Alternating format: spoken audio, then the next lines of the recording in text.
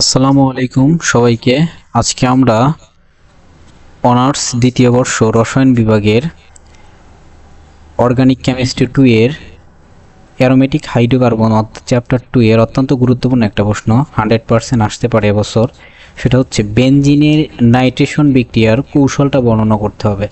এই যে বেনজিনটা আছে, এই বেনজিনের নাইট্রেশন বিক্রিয়ার কৌশলটা আমাদের বর্ণনা করতে হবে। তাহলে প্রথমে আসি আমরা হচ্ছে যে বিক্রিয়ায় জৈব যৌগ থেকে এক বা একাধিক হাইড্রোজেন পরমাণু সমসংখ্যক নাইট্রো, এই যে যেহেতু নাইট্রেশন সেহেতু এই যে নাইট্রো বন্ড NO2 নাইট্রো মূলক দ্বারা প্রতিস্থাপিত হয়, ওই বিক্রিয়াকে নাইট্রেশন বলে। তাহলে নাইট্রেশন বিক্রিয়ার সংজ্ঞা আগে আমরা লিখলাম। এখন বেনজিনের যে নাইট্রেশন বিক্রিয়াটা আছে সেইটা, বেনজিনের নাইট্রেশন বিক্রিয়ায় আমাদের 60 ডিগ্রি সেন্টিগ্রেড তাপমাত্রায় বেনজিনকে গাঢ় সালফিউরিক অ্যাসিড 60 ডিগ্রি সেন্টিগ্রেড তাপমাত্রায় বেনজিনকে আমরা গাঢ় সালফিউরিক অ্যাসিড ও গাঢ় নাইট্রিক অ্যাসিড মিশ্রণ সহ উত্তপ্ত করলে বেনজিনের একটি হাইড্রোজেন পরমাণু, এই যে বেনজিনের চক্র থেকে একটা হাইড্রোজেন পরমাণু নাইট্রোমূলক, এই যে বন্ড NO2 নাইট্রোমূলক দ্বারা প্রতিস্থাপিত হয়ে নাইট্রোবেনজিন ও পানি উৎপন্ন করে। এখন এই যে আমাদের বেনজিনে গাঢ় নাইট্রিক অ্যাসিড আছে, এই নাইট্রিক অ্যাসিডটা হচ্ছে OH বন্ড NO2, এইভাবে আমরা ভেঙে লিখলে পাই। এখান থেকে আমাদের প্রভাবক হিসেবে গাঢ় সালফিউরিক অ্যাসিড H2SO4 এবং at present of 60 degree centigrade তাপমাত্রা করলে এখান থেকে এই যে নাইট্রোমূলকটা এখান থেকে একটা হাইড্রোজেন প্রতিস্থাপিত হয়ে বসে যাবে। এখানে বন্ড NO2 হয়ে যাবে যোগ এই যে এখান থেকে একটা হাইড্রোজেন বের হয়ে গেছে, এই হাইড্রোজেন এবং OH মিলা পরবর্তীতে পানি উৎপন্ন করবে। এই যে উৎপন্ন হলো এটা হচ্ছে নাইট্রোবেনজিন। এখন নাইট্রেশন বিক্রিয়ার কৌশলটা বর্ণনা করার ক্ষেত্রে আমাদের প্রথম ধাপে হচ্ছে গাঢ় নাইট্রিক অ্যাসিড এর সাথে গাঢ় সালফিউরিক অ্যাসিড। প্রথম ধাপে নাইট্রিক অ্যাসিড এবং সালফিউরিক অ্যাসিড পরস্পর বিক্রিয়া করে এখানে একটা নাইট্রোনিয়াম আয়ন নামক ইলেকট্রোফাইল এবং নিউক্লিওফাইল উৎপন্ন করবে। নাইট্রিক অ্যাসিড এবং সালফিউরিক অ্যাসিড পরস্পর বিক্রিয়া করে ইলেকট্রোফাইল এবং নিউক্লিওফাইল উৎপন্ন করবে।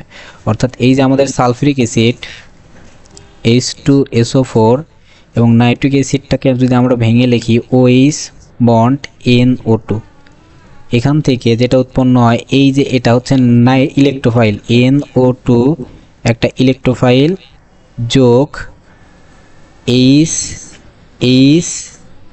HSO4 হাইড্রোজেন থেকে একটা হাইড্রোজেন বের হয়ে এর সাথে বিক্রিয়া করে পানি উৎপন্ন করে পানি, আর এখানে HSO4 মাইনাস থাকে। এটা হচ্ছে আমাদের নিউক্লিওফাইল হিসেবে অবস্থান করে। এটা ইলেকট্রোফাইল আর এটা হচ্ছে নিউক্লিওফাইল হিসেবে অবস্থান করে। প্রথম ধাপের কাজ শেষ। এখন দ্বিতীয় ধাপে ইলেকট্রন আকর্ষী নাইট্রোনিয়াম আয়ন, এই যে নাইট্রোনিয়াম আয়ন বেনজিনের পাই ইলেকট্রন দ্বারা আকৃষ্ট হয়ে বেনজিন বলয়ে যে কোনো একটি কার্বনের সাথে একটি সমযোজী বন্ধন গঠন করে। তাহলে এই যে ইলেকট্রোফাইলটা আছে আমাদের ইলেকট্রোফাইলটা সে বেনজিন বলয়ের পাই ইলেকট্রন দ্বারা আকৃষ্ট হবে। যেটা ইলেকট্রোফাইল তার দিকে তীর চিহ্ন কিন্তু হবে, এটা যেন ভুল না হয়। যেটা ইলেকট্রোফাইল তার দিকে তীর চিহ্ন হবে। অর্থাৎ এই যে বেনজিন বলয়কে আকৃষ্ট করে এখান থেকে যেখানে আক্রমণ করে সেখানে ধনাত্মক আয়নের সৃষ্টি হয়, কার্বোক্যাটায়ন সৃষ্টি হবে। এই যে এই কার্বনে আক্রমণ করছে, এখানে এই যে কার্বোক্যাটায়ন সৃষ্টি হয়ে গেছে, আর এখান থেকে হাইড্রোজেন, এই যে একটা হাইড্রোজেন একটা NO2 যুক্ত হয়ে গেছে, দ্বিবন্ধনটা চলে গেছে। পরবর্তীতে এই যে রেজোন্যান্সের মাধ্যমে এই যে পরবর্তীতে আবার যদি এই কার্বনে অ্যাটাক করে তাহলে এখানে একটা ধনাত্মক আয়ন সৃষ্টি হয়ে যাবে। অনুরূপভাবে এখানে অ্যাটাক করলে পারে এখানে একটা কার্বোক্যাটায়ন সৃষ্টি হয়ে যাবে। আর এই যে এই অবস্থাটাকে আমরা বলতেছি, এই যে তিনটা অবস্থাকে আমরা বলতেছি সিগমা জটিল।